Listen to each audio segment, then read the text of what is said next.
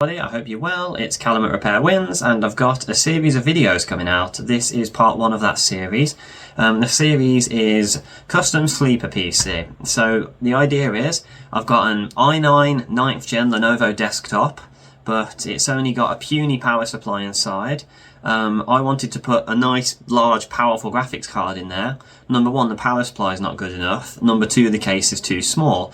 So my idea was, why don't I just combine two power supplies together and then shift it all into a much bigger case?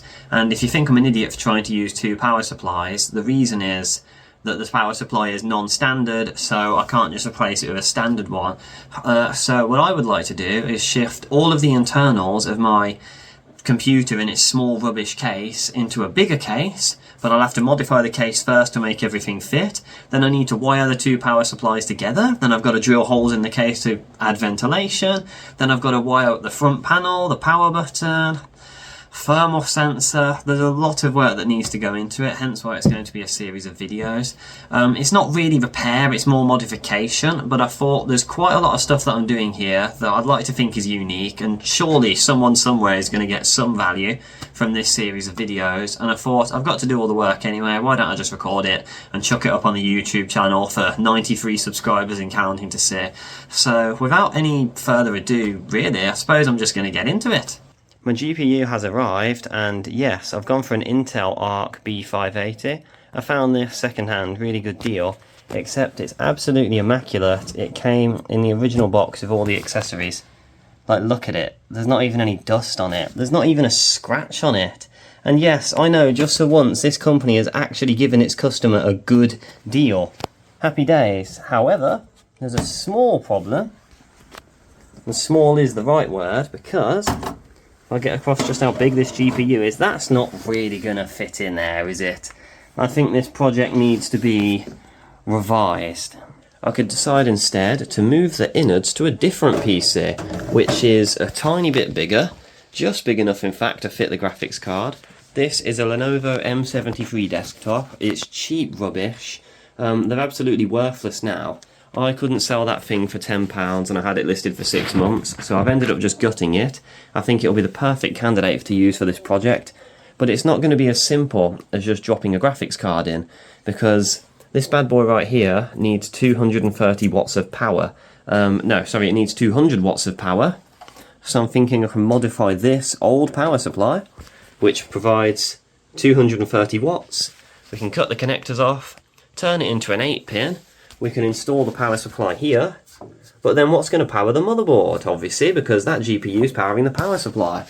Well, if we take the power supply out of my box, which isn't standard either, I'm sure we can put the two of them next to each other, something along the lines of one there, and then imagine the other one right here. 3D printed bracket will make both of them fit. And then that way I should be able to use the internals of this rubbish thing in this rubbish thing. It's going to take a lot of modding. This is probably one of the bigger projects I've embarked on, but let's have a go, shall we?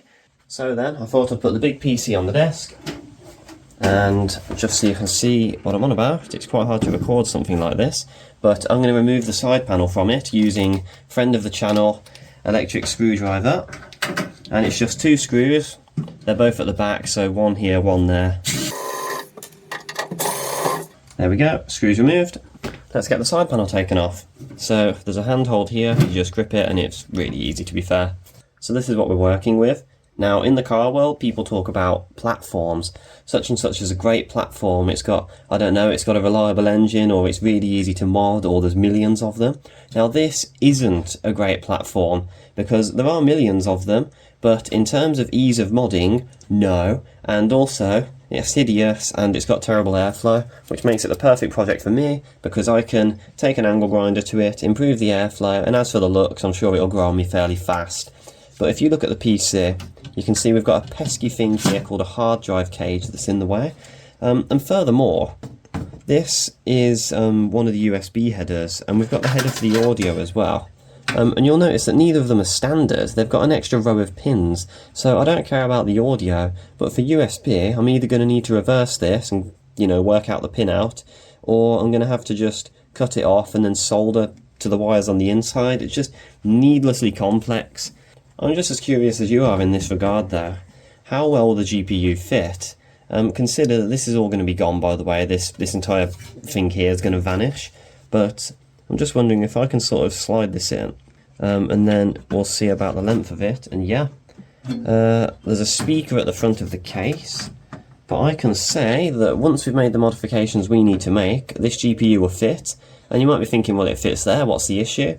But when the motherboard's installed, and there's a connector that's raised up, and you've got to set it down into the connector, I can't just twist it in sideways. So we're going to have to remove all of this, and we've got great access to the 8-pin. And we'll just run it from, obviously, the power supply, which is going to end about here, to about there. I'm going to try and cut a hole in the side and put a 140mm fan right above.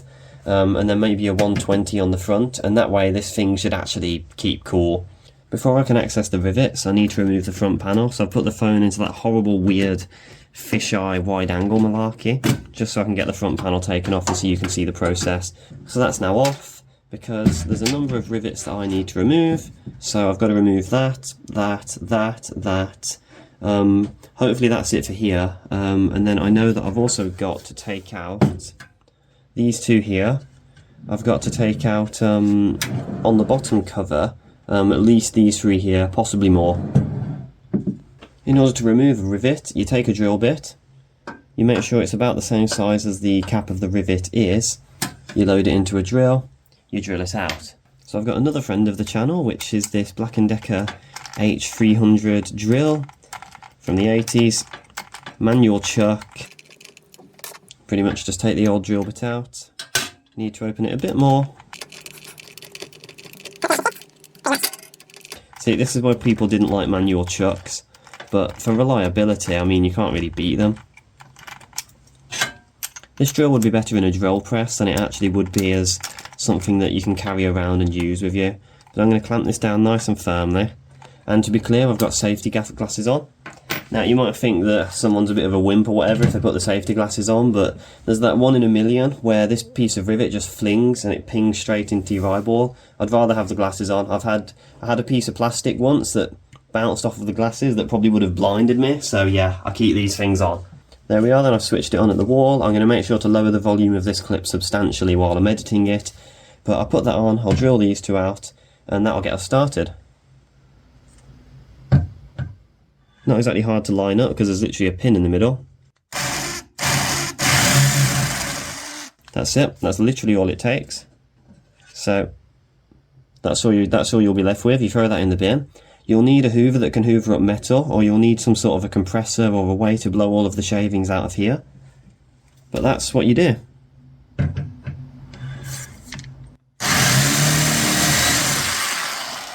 Unbelievably easy if you've got an old tool that's nice and powerful.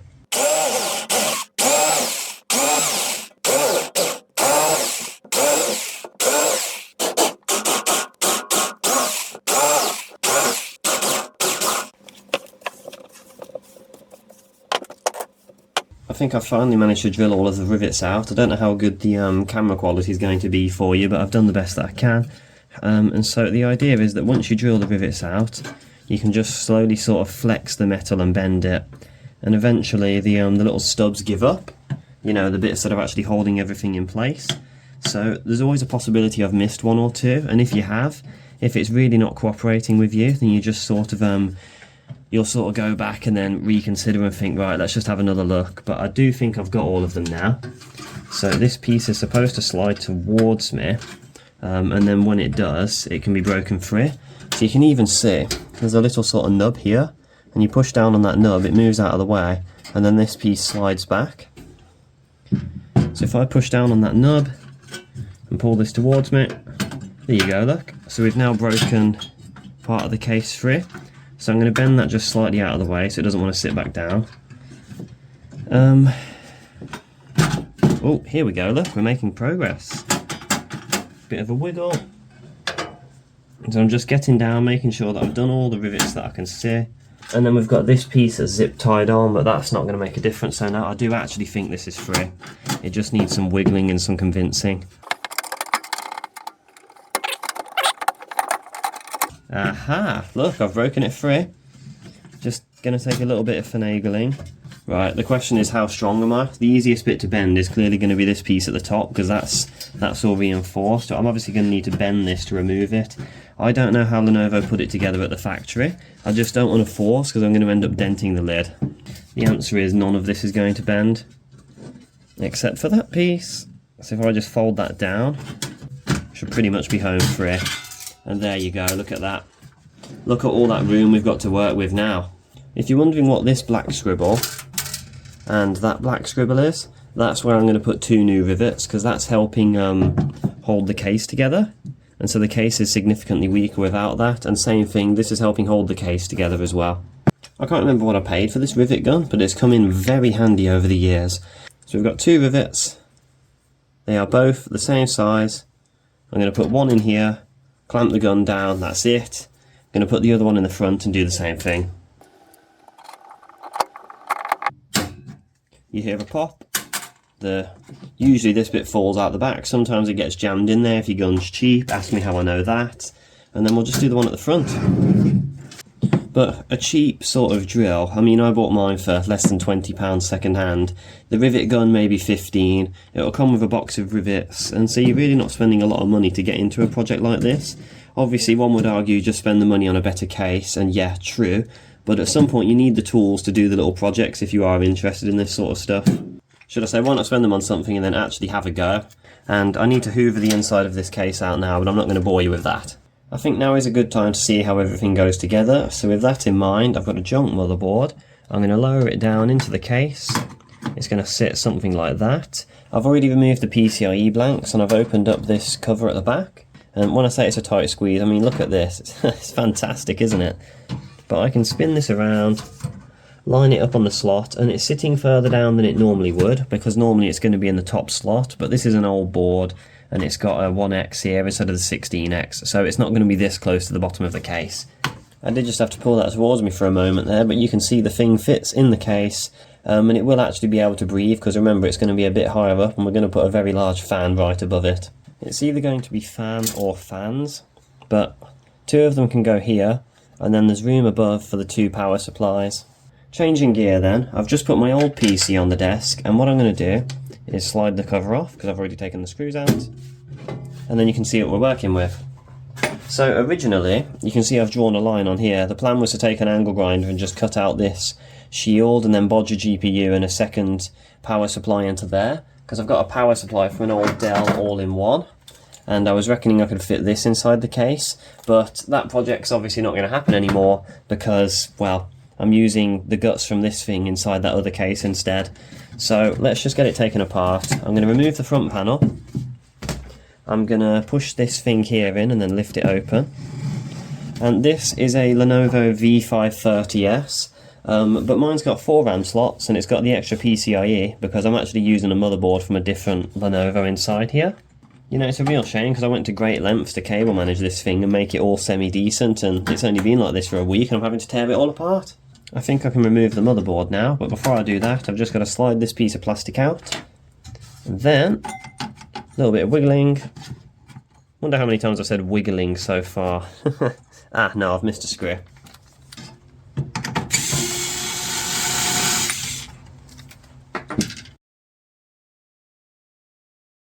The motherboard was fully unscrewed and so on, it just needed a little bit of persuasion to get it free. But now that I've gotten it free, I slide it towards the back.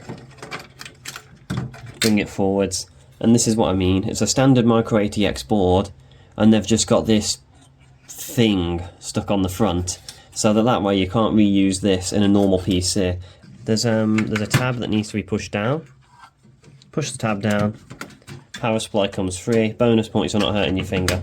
I spared you the expense of watching me take 3 minutes installing that I/O shield because it's always a pain. But in the meantime, you can see that this board does actually fit inside the case, and then there's plenty of room going towards the front as well. Why don't we just try putting the graphics card in as well? There we go, look at that. As promised, the board and the GPU both fit inside the case.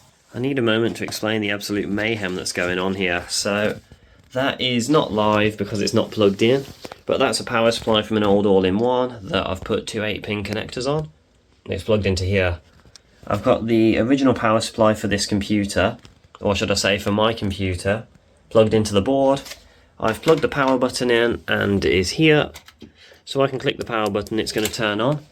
There is no point me doing all of this work only to find out the GPU's faulty or that there's some sort of other issue. So the only real way I have to test it is this obviously stupid, really dangerous way.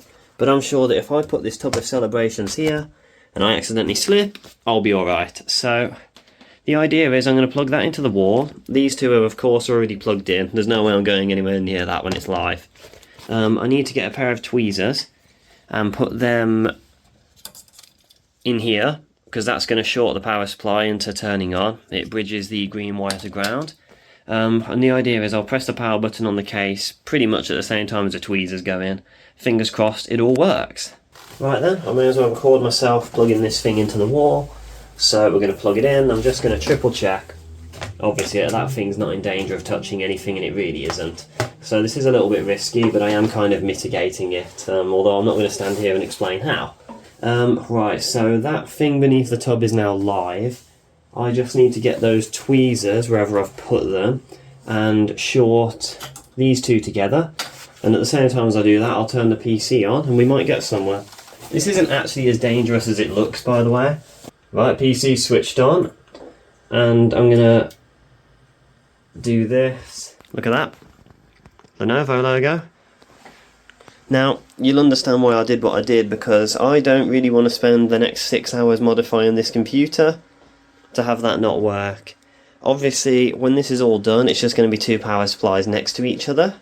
I'm obviously not going to need to use tweezers and do all of that dodgy sort of stuff. I'm not literally going to put myself in danger by having mains voltage beneath a piece of plastic. And with that in mind, I'd best just lean over and unplug this mess. Do you know what, I'll just do that. And then I'll do this. But yeah, there we go. There is actually some potential here. There's hope that this project will be a success. So there we have it then. I think we're in a pretty good position to end part one here, so that's exactly what I'm going to do. So in this video, we went over the initial concept, we were able to modify the case, prove that the graphics card and the motherboard fit, we then reinforced the case after modifying it, and obviously we've got a plan of attack going forwards. If you want to hear a bit about part two, then it's where I modify both of the power supplies so that they can work together, like this. So the two power supplies can work together so that we have one powering the graphics card independently and then the other one powering the motherboard and the rest of the PC. We weren't able to find the time to string the two power supplies together and 3D print the little bracket for them, so that'll come in a later part, maybe part 4 or 5. The reason for that is that it ended up taking a lot of work to actually get this second power supply working in tandem with the first one. I made some mistakes, nothing detrimental, nothing that's caused damage, but stuff that really had me, scratching my head and then eventually pulling my hair out. But I got there in the end, and I pretty much show you every mistake that I made, so that if you try and do something like this yourself, then you don't end up running into the same mistakes I did, or at least if you do, you'll know how to solve them. Because like I say, it took a really long time to do in the real world. But that's all I've got for you today. If you found this thing useful or perhaps intriguing, then obviously consider leaving a like. I'm not going to sit here and beg you to do it. You're a free person, do what the hell you want. But I suppose following on from that, if you want to see part 2, part 3, part 4, part 1000, however many this ends up taking, then feel free to hit subscribe. It's completely free. You can change your mind if you don't want to see these videos going forwards. I'm quite tired, which is why I'm sort of rambling a bit. So I'm gonna stop here. I'm gonna close out. I'll see you all later. Take care for now, and goodbye.